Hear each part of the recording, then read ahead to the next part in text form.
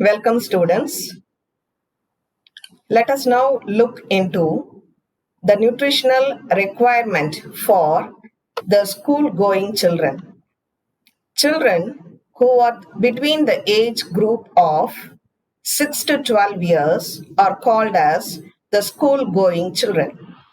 Children who are lesser than 6 years of age belong to the preschool category, and those children above 6 years and up to 12 years are called as the school going children.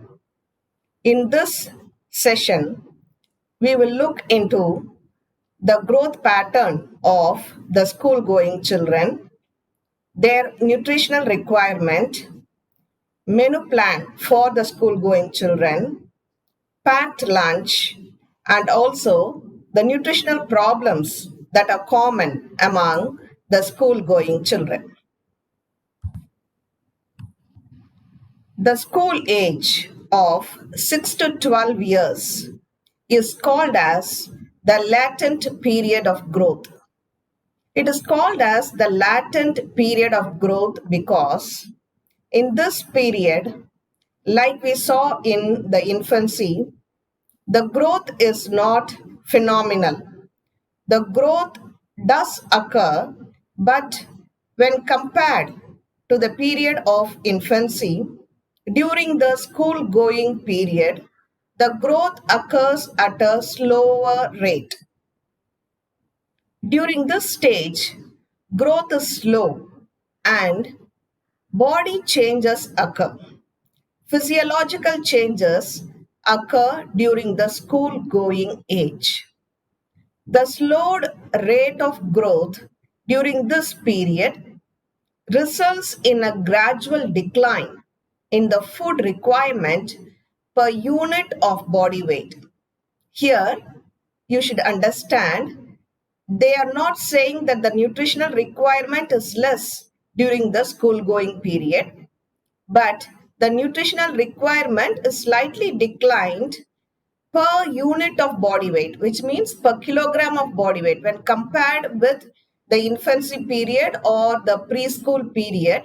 Here, the amount of nutrient requirement when it is calculated based upon the body weight of the children, we could find a slight decline. And you should understand this in the correct sense. And it does not mean that the nutritional requirement is less during the school going period. The nutritional requirement is the same for the boys as well as the girls up to 9 or 10 years of age. There is no categorization or classification for the nutritional requirement based upon the gender. That is, we don't have a separate nutritional requirement for the boys and a different nutritional requirement for the girls. The nutritional requirement for the children up to 9 years of age is the same for both the boys as well as the girls. After 10 years, girls outdo boys, which means the requirement for the girls is much more when compared with that of the boys. That is, up to 9 years, the nutritional requirement is the same. When they reach the 10th year, the nutritional requirement for the girls will be more when compared with that of the boys. And there is a change in some of the nutrient requirements for the boys as well as the girls after 10 years of age. Let us have a look into the growth pattern of the school going children in order to understand their nutritional requirement. Nutritional requirement is always based upon the growth pattern of the individuals. The rate of growth is slow during the school years, but adequate reserves are laid down during this period for the rapid growth which will take place during the adolescence. Growth pattern is kind of stagnant during the school going age.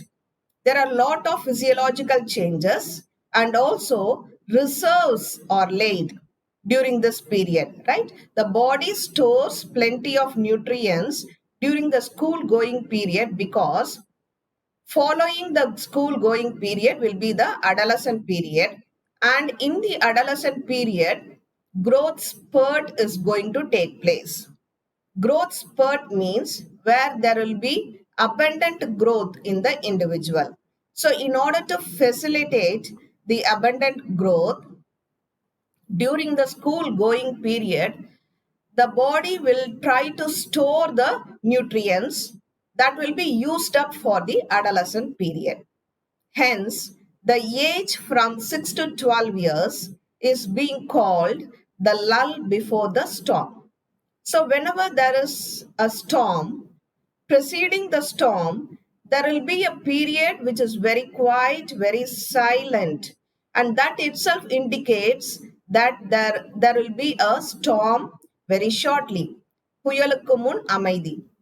Similarly, in this period, the school going period, though the growth is not very phenomenal, it is going to indicate that there is going to be a storm, which means there is going to be a growth spurt during the adolescent period.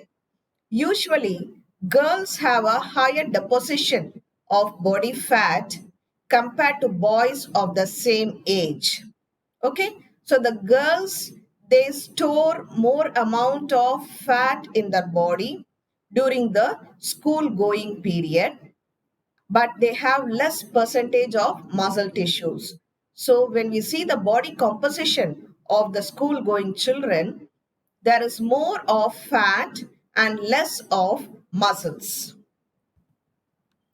During childhood, boys are taller and heavier at each stage than the girls.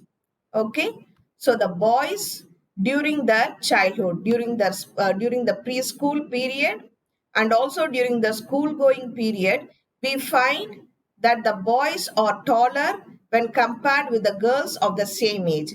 When we take a boy and a girl who are about 8 years old, we find that the boys are taller when compared with the girls. But at the age of 11 to 12 years, it reverses. What happens? The girls become heavier and taller than the boys. Previously, the boys were taller and the girls were shorter. Now, the girls overtake the boys. And when the girls are in the age group of 11 to 12 years, they are heavier and taller than the boys of the same age.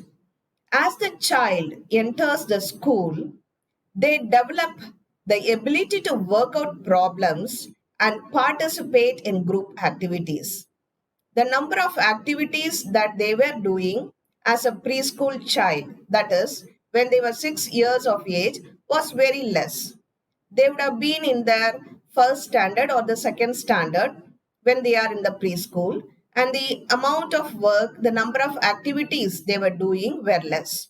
But now they are in the school going period, they are 7 years or 8 years or more, and therefore they have been promoted to the higher classes, and in the higher classes they have more kind of activities.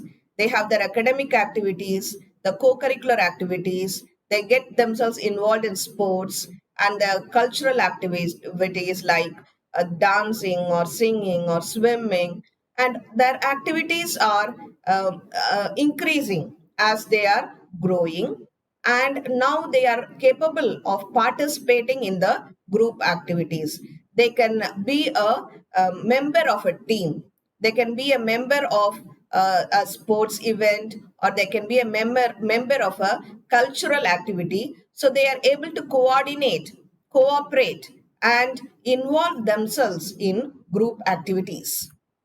This is a period of emotional stress, competitive behavior, and dreaming, which brings a drastic change in the previous learning and personality pattern. Now, as they have grown up, they are about 7 years, from 7 to 12 years of age.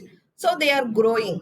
Year by year, they are growing up, and this causes some kind of emotional disturbances in the children. Emotional disturbances which mostly affect the school going children are their interaction with their peers. Peers means their friends. They try to develop friendship. The friendship may be between a few individuals or it may be between a group of individuals.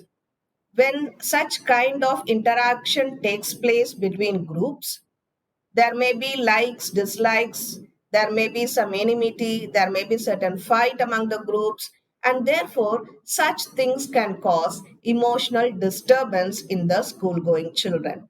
And they have competitive behavior. They will try to excel in every field, be it academic, sports, or cultural. They want to win. They have that attitude of winning, the competitive behavior. It develops in the children who goes to school, and they have dreams.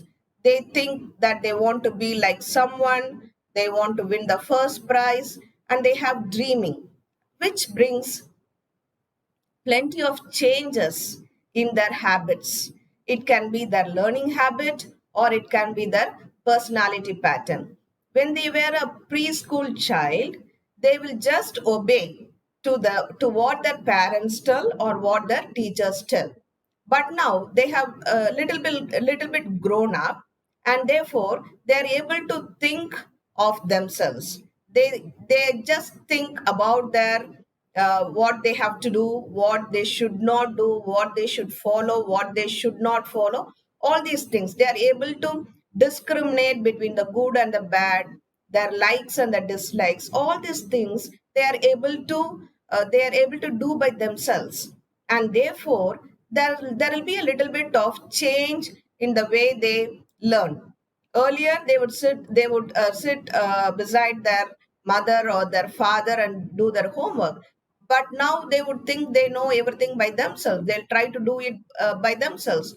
So say for example mathematics, they will try to solve the problems all by themselves. They think they will know. And the personality pattern also changes. They will try to exhibit that they are a grown up child. They don't want to hold the finger of their mother anymore, right? And they don't want to follow each and every instruction that their parent gives. They want to dress in a way they like, right? And they no more follow the instruction of some of the children do follow, but many of the children they have an inclination that they will groom as and how they like. So there is a change, a drift in the personality pattern of the school going children. There is a change from dependence of the parental standards towards those set by the peer group. So what happens now? They don't depend 100% on their parents. They do depend maybe 50% on their parents, but 50% they try to do things by themselves, right? So they don't follow each and every single instruction that are given by their parent. They will try to choose their own dress. They will try to have their own likes and dislikes about the food they will eat at home or when they go home, and their preferences on what they will learn first, which homework they will do first, or whether to participate or not participate in a competition. So there are several things that happens in the life of the school going child, and so these children they will try to take control of all those things. So they will try to become slightly independent, and they now shift their focus more on their peer, more on their friends. Whatever the friend does, whatever the group of the peers do, they try to imitate the same thing. The food the friends bring, the way in which they talk, the topic on which they discuss, all these will depend upon their friends. The type of dress they choose, or the type of cultural activities they participate, even the TV shows they watch, all these will be influenced by the peer group. So they slightly drift from the entirely dependent attitude to a slight